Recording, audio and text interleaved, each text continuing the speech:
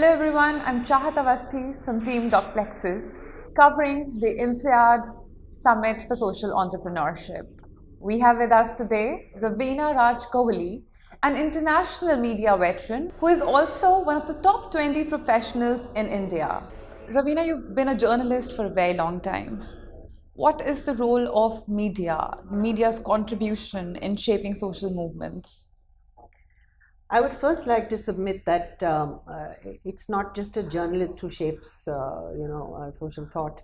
More important than that, I think it's the entertainment sector that creates role models, creates behaviors that the public emulates. So I think anybody in living, moving media is a huge factor in deciding what becomes the agenda in social dialogue, and what is conversation at a dinner table, and therefore what the family wants to engage in, and therefore what the push is towards changes in policy or quality of life, or bringing awareness even to local governments as to what really matters to them. One size doesn't fit all in social impact, and as the media has got more and more disparate and more localized, we must understand that every little media channel, newspaper, radio station, even public dialogue in a street play can play a critical role in bringing the community together, communalizing the problem, what a horrible word, but making the problem a common community problem. Right. And therefore coming up with solutions that fit that community. You really can't adapt to other cultures and other people's policies and think that in a country as diverse as India will be able to adopt those and be satisfied. It's very sensitive to community, to language, to background, to economic strata, and I think the media plays a huge role, and the more local the better. So you also talk about community and its role in social movements. Was that the thought of empowering these communities when you started your Right to Breathe campaign? Absolutely. So my Right to Breathe is a citizens movement, purely a citizens movement. It's not an NGO. It doesn't take money from anybody. The air pollution problem in Delhi became so severe that we literally had to take to the streets and highlight this problem so that the public voice could impact policy. Pollution was on nobody's agenda. Definitely not the government's agenda. We've had really bad decisions being made recently, through various governments, on making this really a non-issue. I mean, the problem is that there are far larger issues in the minds of the government and the public, like getting basic food and sustenance and jobs and stuff like that. But what use is all of that if you're going to really put public health into a serious hazard, if you're going to have early deaths and the rise in public health costs? So air pollution became something that became everybody's problem with just a hashtag. And ever so slowly, it became more and more inclusive, with many citizens groups joining it, many global organizations joining it. Everybody owns my right to breathe. It is my right to breathe is yours. And the citizens have played a huge part in today's shift in focus. Today, the PMO, the Ministry of Environment and the Ministry of Urban Development and a lot of the other powers that be are actually taking cognizance of what the public has brought to light in various ways. And the important thing here was, again, to put this concept, this perception that pollution is an elitist problem. It is not. It is actually everybody's problem. And just because the solution lay in air filters and masks, which is caters to an elite section of society, it was being ignored. But as the awareness came in that the poorest of the poor suffer more than anybody else, the people who work around the thermal power plants are seriously diseased. The people who work around and live near the landfills are seriously disadvantaged. Our children going to school, our elderly who are just getting pulmonary disease. No child is born without a smoker's lungs in Delhi. I mean, these medical facts are just huge turning points in public awareness that actually has led to public opinion and the public voice impacting policy. And this is the way to go in a country like ours. Find the common problem, give it a public voice in every possible language, take it out of a niche elitist sort of perception, bring it to the table with everybody who it concerns, and whoa, see the impact. Agree. So I think I want to talk more about air pollution, and not just air pollution in Delhi, but world in general.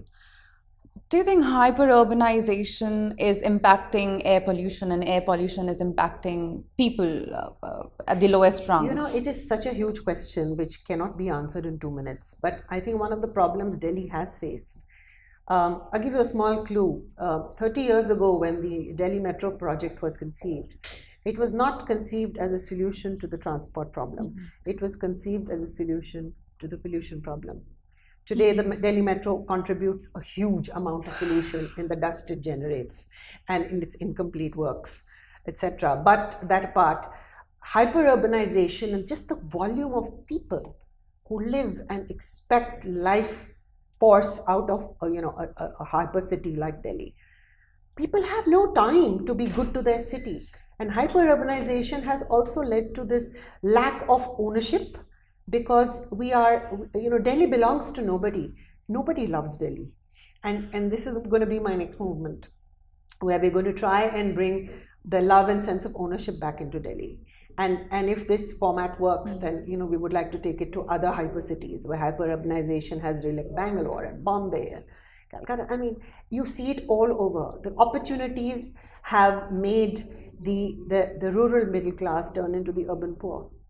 And the lack of opportunities back home and the opportunities that exist in the urban areas. And that has led to huge amounts of urban problems, and quality of life has dropped, and quality of healthcare is, cannot match up to the expectations, and pollution of every sort becomes a problem. And the mind gets corrupted and policy gets corrupted, and it's not yet on a national agenda. It's getting there, but yes, hyper-urbanization is a very big contributor to problems like air pollution, water pollution, and stuff like that. Right. So, as you said, that we do not have holistic policies. No. We do not have policy makers who are taking these things seriously. Because you don't have pollution votes. You have food votes, and you have water votes, and you have religious votes. You don't have anti-pollution votes. Right. That's another very, very fresh perspective, I think, and we need to put it out there to the people. Yeah. Ravina, what do you think about this summit? How is it contributing in solving these challenges? I think dialogue at every level is critical. I am from Insead, the Social Entrepreneurship Program, and one of my dreams is that young alumni who come forward going into the future must create these dialogues in every language, in the languages people dream. And if you are addressing problems in certain communities, have these dialogues, have these summits in local areas. Engage with people who really need the solutions, who you can tailor make sustainable solutions for, and not just grand plans and exclusive dialogue. I think be as inclusive as you possibly can in summits like this, and take this far and wide and deep into the communities, and you will find amazing ideas will emerge for sustainable business, for social impact thought, for dialogue, for the use of media. And I mean, that is my dream for Insead, for the ISEP program. Beautiful. What are your thoughts on the fact that businesses actually work for profit, but then we talk about social entrepreneurship? How? Like, why would somebody who's working for profit? Social entrepreneurship doesn't mean you're doing things for free. Social entrepreneurship means you're creating a business that is sustainable, that can impact society in a positive way. And there's nothing wrong with being for profit. There is nothing wrong with being, having a model that makes money. In fact, it should. The only way it will survive is if it makes money. You cannot forever be out there with a begging bowl trying to make change. It's not going to happen. And the more social entrepreneurs that exist in a country, the more the more the country progresses. And something that came out of the summit earlier was from Professor Jasjit, who said out of the 1,000 MBA students who come to Insead, probably 200 are non-neutral. And that neutrality must change. It doesn't mean that everybody goes out there and becomes a philanthropist and becomes, working for NGOs and all stuff. It's just being conscious. You may create the biggest conglomerate, you may create the biggest ventures possible with shareholder value and stuff like that. But what is your social impact index? What is your rating as your CSR? What is your, even beyond CSR, what is your conscious thought? What is your social conscience of your company? If people can even give thought to that, you will create, things around your own sustainable businesses that may be positive towards, the lives of your co-workers, your labor force, your communities. And that is what is going to start making the difference. Can you tell us about companies that are doing really well in terms of the consciousness you're talking about, social entrepreneurship, which we can look up to? In India? India, abroad, anywhere.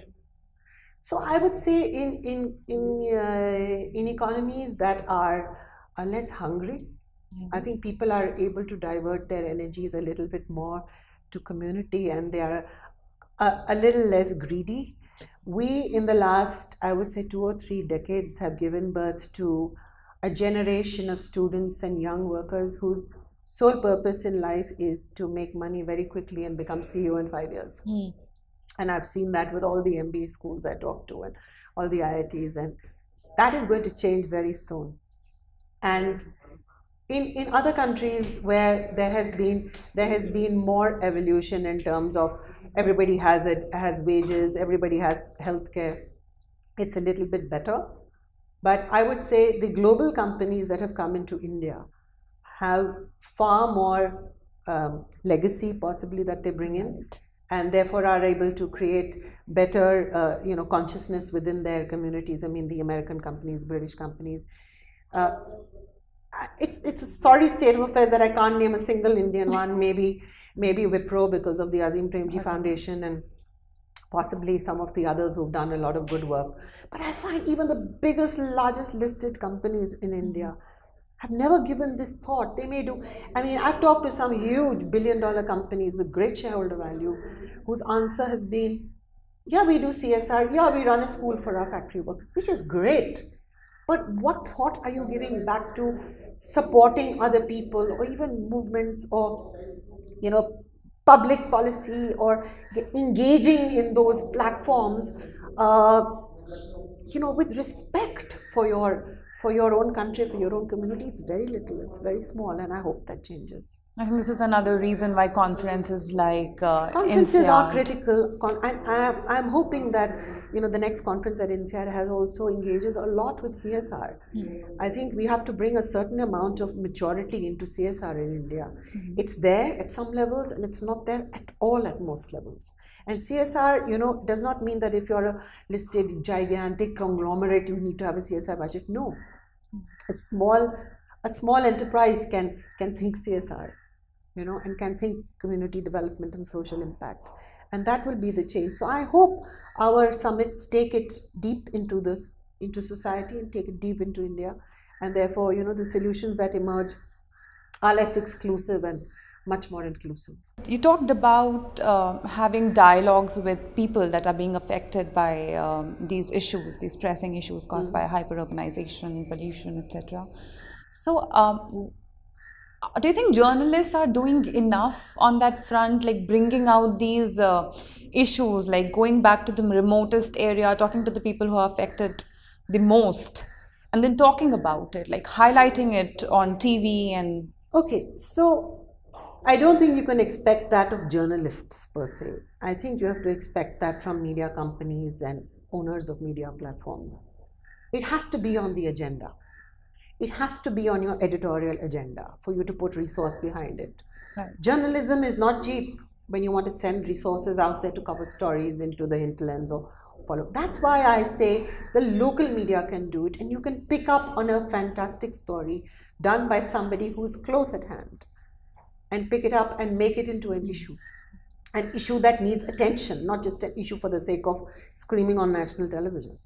Okay? Right. But making it into something that matters to everybody, and for people to understand that this needs to be addressed, this needs to be discussed, this needs to be part of the national dialogue. What a wonderful discussion, Ravina. Thank you so much for joining us. Thank you.